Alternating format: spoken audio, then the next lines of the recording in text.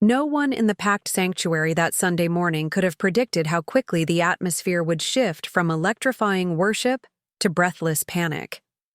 The City of Refuge Church in Gardena, California, had been alive with praise. Hands raised, voices booming, gospel harmonies shaking the walls. Bishop Noel Jones, 74 years old yet still a towering presence, stood at the pulpit in his signature style, delivering a sermon with the fire that had defined his decades in ministry.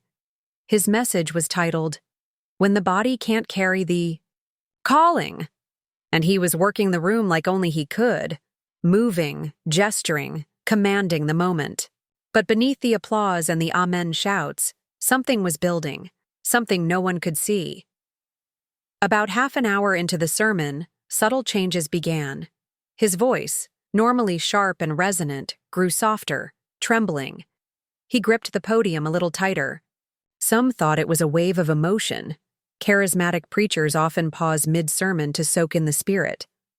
But then his right hand pressed against his chest, his left clung to the stand, and in an instant that seemed to happen in slow motion, Bishop Jones staggered, stumbled backward, and collapsed. The microphone stand clattered to the floor. Loretta Jones, seated just feet away, shot out of her seat, her voice slicing through the gasps. "Call 911.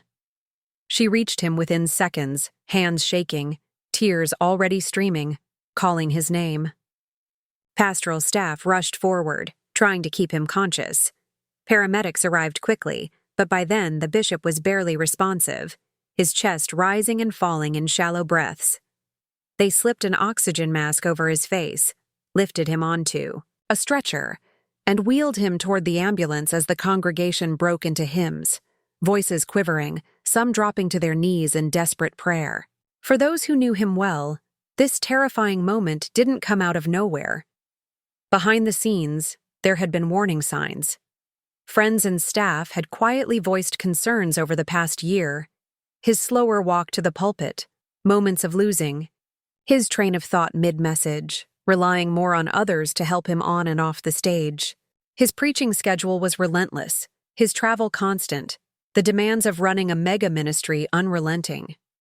Privately, Bishop Jones had been battling high blood pressure and chronic fatigue with early indications of heart strain. He'd even experienced 2 smaller episodes in the past year, brief losses of consciousness that he dismissed as dehydration or stress. Those closest to him were deeply worried. Loretta especially had been pleading for him to see a specialist, her frustration turning to tears just weeks before this collapse.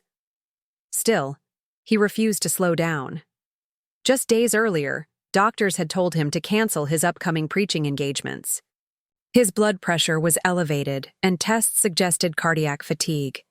Yet he brushed it off, telling a confidant, "If I die in the pulpit, I'll die doing God's work." Those words now hung in the air like a prophecy fulfilled. That Sunday morning, as the ambulance sped toward Cedars-Sinai Medical Center, sirens wailing, the bishop slipped in and out of consciousness.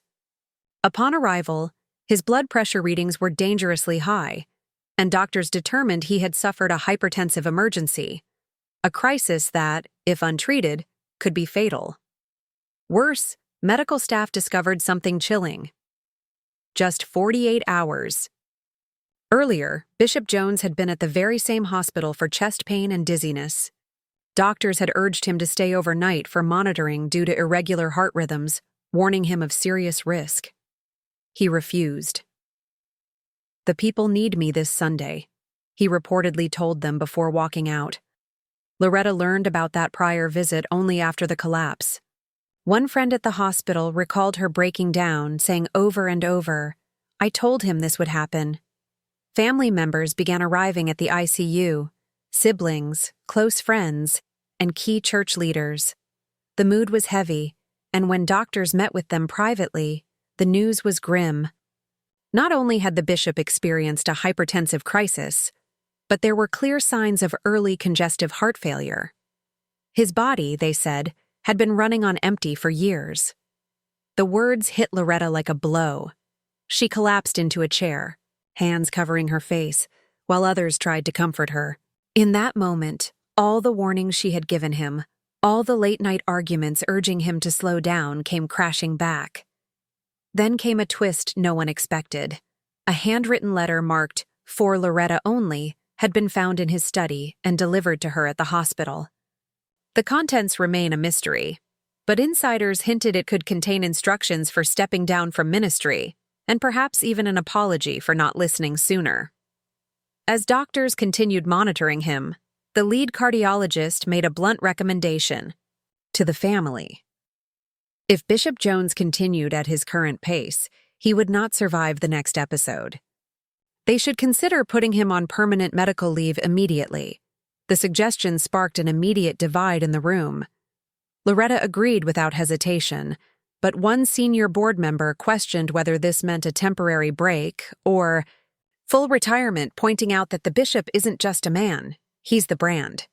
That comment peeled back layers of tension that had been simmering for years. There had long been quiet talk of a leadership transition, especially after controversies over mismanaged events, delayed staff payments, and declining attendance at certain services.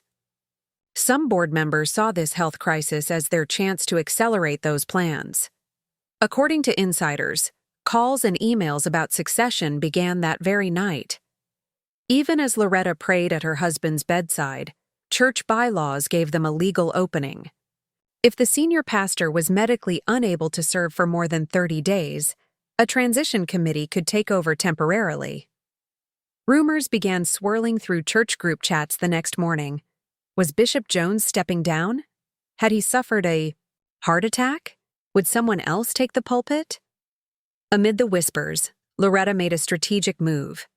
She called a private meeting with the hospital chaplain and her legal advisor, possibly to safeguard her husband's legacy and prevent a forced takeover. Some speculated she might even make parts of the bishop's handwritten letter public as a way to clarify his wishes. Then, 36 hours after his collapse, something remarkable happened. Bishop Jones stirred, his fingers twitched, his eyelids fluttered, and he whispered a faint yes when asked if he could hear. Loretta leaned over, tears welling, holding his hand. Then he turned his head toward her and whispered words that broke her heart. "I'm sorry I didn't listen." She bent down, kissed his forehead, and replied, "You're still here. That's all that matters." When the cardiologist asked about his plans for the future, the bishop's voice was raspy but deliberate. "The people need a shepherd, but maybe it's time to teach them how to walk without me." For a man who had built his life around the pulpit, those words marked a seismic shift. Then he made one more request. "Bring me a notepad." Weak but determined, he began to write. No one knows exactly what he wrote, but some believe it's a farewell message to his congregation, or perhaps a roadmap for the church's future without him at the helm. Whatever it is, Loretta now keeps it locked away. News of his awakening spread quickly. Social media lit up with prayers and tributes. Big names in gospel music, and even his sister Grace Jones posted messages of love and support. The hashtag Pray for Bishop Jones began trending. But inside church leadership, the conversation turned immediately to logistics. How soon could he return? And should they announce retirement or recovery? Loretta, however, was firm. He would not return until fully recovered, and only if he chose to. Just as hope began to rise, another storm hit. A leaked audio recording, allegedly, from a private meeting just 2 weeks before the collapse, began circulating online. In the clip, a voice believed to be Bishop Jones admits to feeling dizzy and having something going on in my chest, but insists, "If I fall preaching." A staff member warns him about the danger, suggesting they postpone services, but he cuts them off. "No, let the word go forth. I don't need sympathy. I need strength." The leak tore the congregation in two. Some praised him as a man of unshakable faith, willing to serve until his last breath. Others condemned it as reckless and manipulative, accusing him of gambling with his life and the trust of those who follow him. Calls for greater transparency erupted, with some demanding to know who in leadership knew about his condition and why no one intervened. Loretta has said little publicly, posting only a brief message. "Thank you for the prayers. He's still fighting."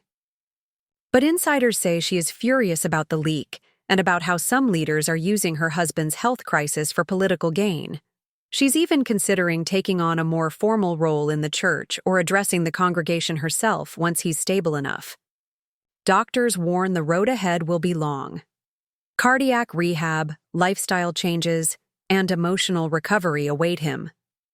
Whether he will return to the pulpit, retire, or shift into a mentorship role remains uncertain. What is certain is that his collapse has forced a reckoning not just for him and his family, but for the entire church. Questions of health, legacy, leadership, and faith now hang in the balance. And for Bishop Noel Jones, the man who once said he'd rest only when the Lord called him home, this may be the first time he truly considers what resting might mean.